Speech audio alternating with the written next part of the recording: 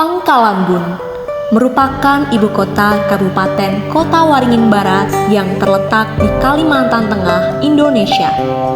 Pangkalambun merupakan bagian dari Kecamatan Arut Selatan dan aglomerasi dari beberapa wilayah kelurahan, terutama Kelurahan Mendawai, Raja, Mendawai Seberang, dan Raja Seberang.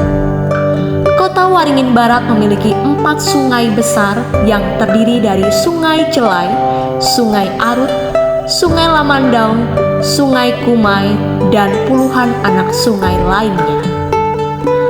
Sungai ini menjadi tempat untuk mencari ikan, mandi, serta sistem transportasi. Penduduk asli yang tinggal di daerah ini merupakan suku Dayak yang merindukan Dayak Ngaju. Sultan Alidin mengatakan bahwa sebutan Pangkalambun berawal ketika Sultan Imanuddin melakukan perjalanan dari kota Waringin Lama menuju Kumai, bahkan sampai ke Banjarmasin, yang mana ia sering singgah di Pongkalambun. Pongkalan yang bermakna tempat singgah, sedangkan Bun merupakan nama orang pemilik rumah dari suku Dayak. Sehingga lahirlah nama Pangkalambun. Kota Waringin Barat memiliki keindahan alam yang masih natural, yang dikenal sebagai tempat tinggal bagi orang hutan, serta diperlengkapi oleh musim hutan hujan tropisnya yang menyejukkan. Wilayah ini memiliki beragam objek wisata yang menarik untuk dikunjungi. Di antaranya seperti Taman Nasional Tanjung Puting, kawasan wisata Bunga Meraya atau Pantai Kubu, Istana Kuning Kesultanan Kutaringin di Pangkalambun, serta objek wisata lainnya. Di wilayah ini tak jarang pula banyak ditemui kebun kelapa sawit yang juga menjadi bagian dari mata pencarian masyarakat setempat. Kota Waringin Barat, Kalimantan Tengah kerap disandingkan dengan Taman Nasional Tanjung Puting dengan berbagai macam jenis flora dan fauna endemik yang dapat dilihat secara langsung dan masih sangat alami. Salah satu satwa yang paling terkenal dan menjadi ikon dari Taman Nasional ini adalah orang utan. Orang utan merupakan jenis binatang yang memiliki kekerabatan dekat dengan manusia. 97% DNA mereka sama dengan manusia. Orangutan merupakan satu-satunya kera besar Asia yang hanya ditemukan di Pulau Sumatera dan Kalimantan. Namun, sungguh memilukan ketika diperhadapkan dengan berbagai kasus yang telah dialami oleh orangutan, sehingga menjadikan binatang ini berada di posisi yang hampir punah.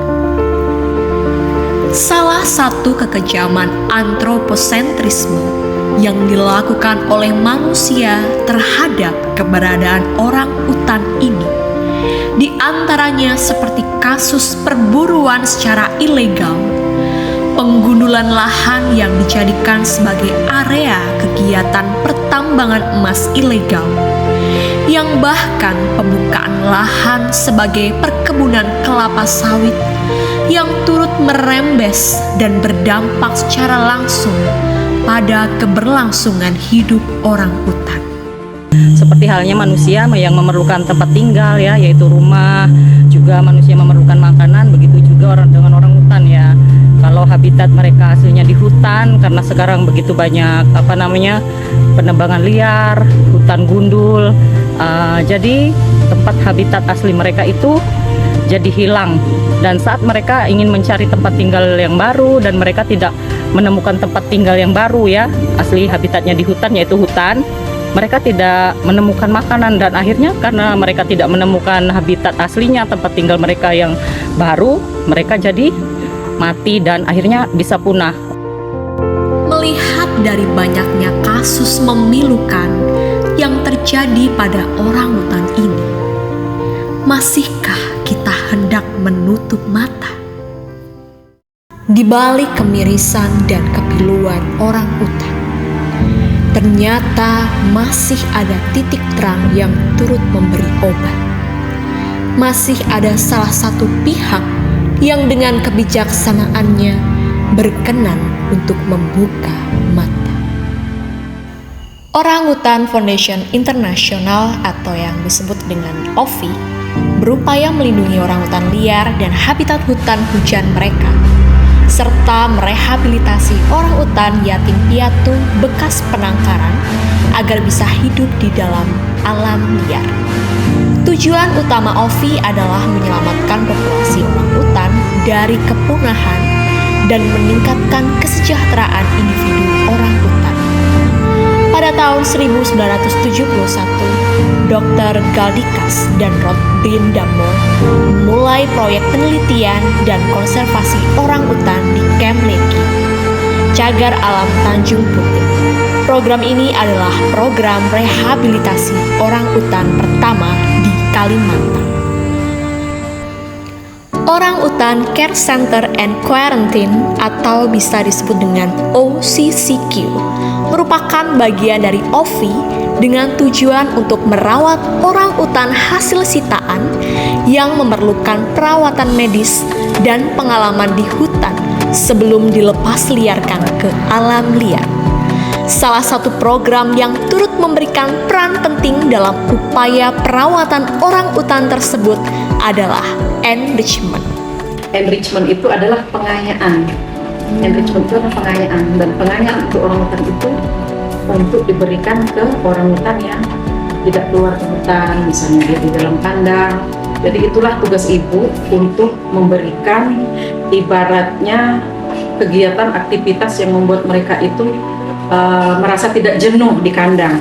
Dan intinya orangutan kita sekarang itu hampir kurang lebih 200 lebih ya, dan itu semua ada di dalam kandang, tapi ada juga beberapa yang memang ya masih dilepas untuk disekolahkan ke hutan latihannya. Kalau untuk parsel kita biasanya itu ada beberapa jenis ya, terutama parsel itu yang paling penting kita harus menggunakan daun, karena daun-daun itu bahan-bahan alami yang selalu akan dijumpai oleh orangutan yang nanti akan dilepas liarkan ke hutan.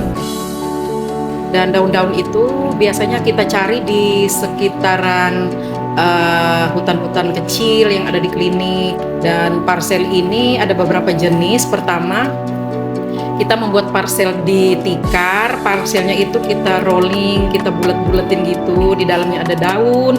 Terus kita kasih sejenis treatment makanan yang snack apa ya, kayak biji-bijian seperti biji kuaci, biji bunga matahari, terus biji kacang, dan kadang-kadang kismis.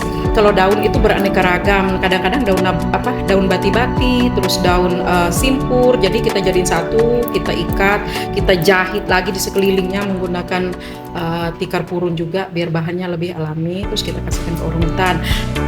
Halo, selamat pagi. Jadi hari pagi dari bahan alami yaitu daun yang kita gulung di dalam tikar, dan kita kasih kacang untuk orangutan yang ada di sini supaya mereka bisa bermain, untuk melatih mereka supaya nanti setelah mereka dilepas liarkan ke alam. Dan yang kedua, kita kadang-kadang membuat parsel itu berasal dari daun pisang, yang kedua dari daun simpur. Pokoknya untuk parsel nih apa aja bisa kita gunakan selagi itu menggunakan daun-daun yang alami. Kita bisa mix dengan macam-macam, bisa kayu lobang juga, kalau kecil-kecil bisnisnya bisa kita gulung menjadi parsel di dalam daun. Terus seperti sarang semut juga bisa kita masukkan ke dalam parselnya, kita guling-guling, kita jahit-jahit gitu. peroleh dan kita buat yang berasal dari pasir. Saya kerja di sini sangat senang dan sangat senang sekali bisa membantu orang hutan dan kasih mainan, dan sangat senang sekali sih yang bisa bantu di sini. Orang utan yang berhasil dilepas liarkan tetap diberikan pengamatan khusus serta diberikan feeding time setiap harinya. Ini adalah sesi untuk kita biasa aktivitas pemanggilan orang hutan ketika feeding station. Jadi diserahkan, kita kasih buah seperti pisang, desa jagung, terus ada susu untuk anak-anak orang hutannya, dan ada 2 ekor gibbon owa, jadi seperti itu. Jadi untuk biasa kita memanggil dengan berteriak seperti itu.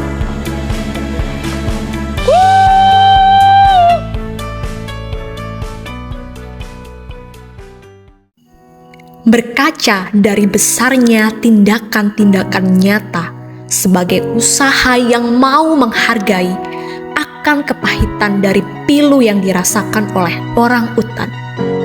Melalui gerakan yang telah dimulai oleh Orangutan Foundation International, seakan mendobrak hati dan menyayat mata yang sengaja tertutup untuk sadar betapa pentingnya menjaga dan peduli dengan satwa istimewa yang mulai terancam punah tersebut.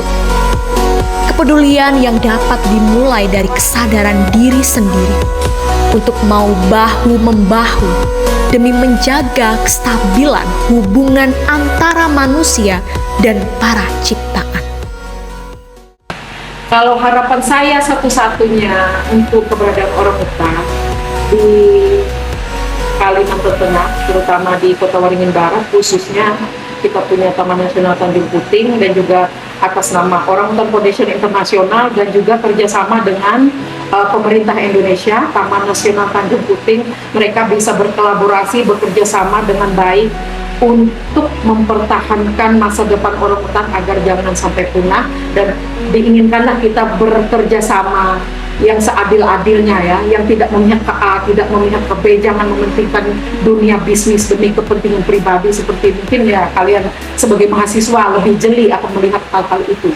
Nyatanya, kita sebagai manusia tercipta bukan hanya untuk memanusiakan manusia, namun menghargai keberadaan ciptaan Tuhan lainnya juga merupakan bagian dari tanggung jawab kita sebagai manusia. Kepedulian pada pilu yang dirasakan oleh orang utan merupakan titik awal bagi kita untuk dapat belajar menghargai serta peduli dengan ciptaan lainnya. Untuk itu, siapkah kita membuka mata bagi mereka yang merupakan bagian dari ciptaan, sama seperti kita manusia, untuk memberi obat serta menyembuhkan mereka dari rasa kepiluan?